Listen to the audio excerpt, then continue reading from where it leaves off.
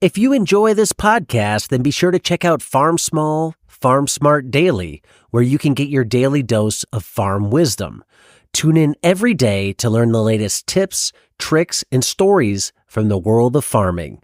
Whether you're a seasoned farmer or just getting started, our podcast has something for everyone.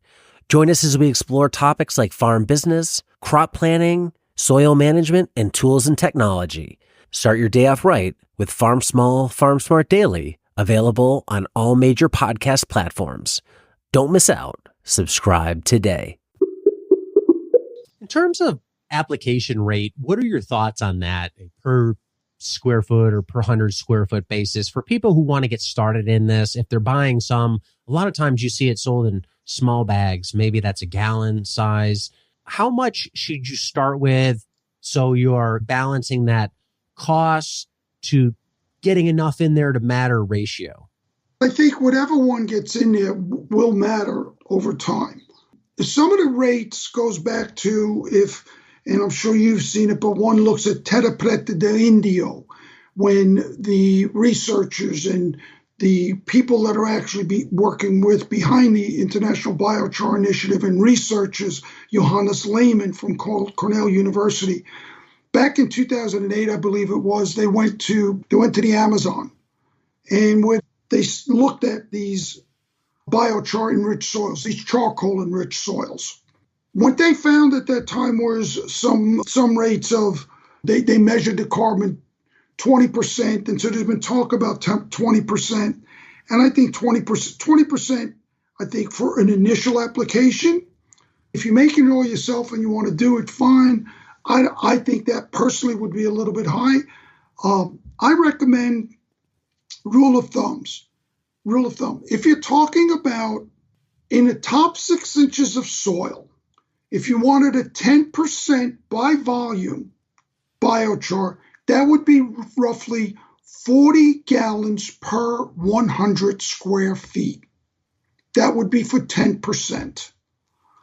That can be expensive if you're buying it yourself. Then the other one is, so I say, and if you start off with less, if you put in 5%, that's 20 gallons per 100 square feet.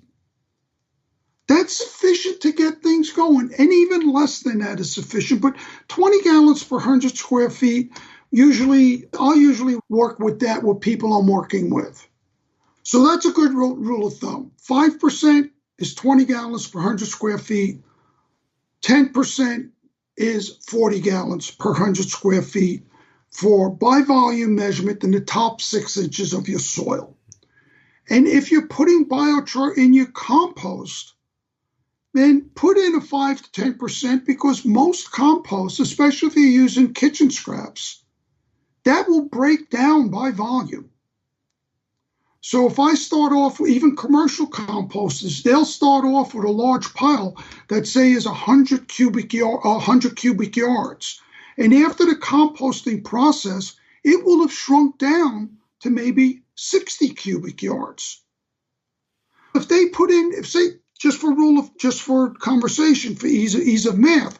So if you put in 5% biochar in 100 cubic yards compost pile, and at the end of the compost process, you have 50 cubic yards,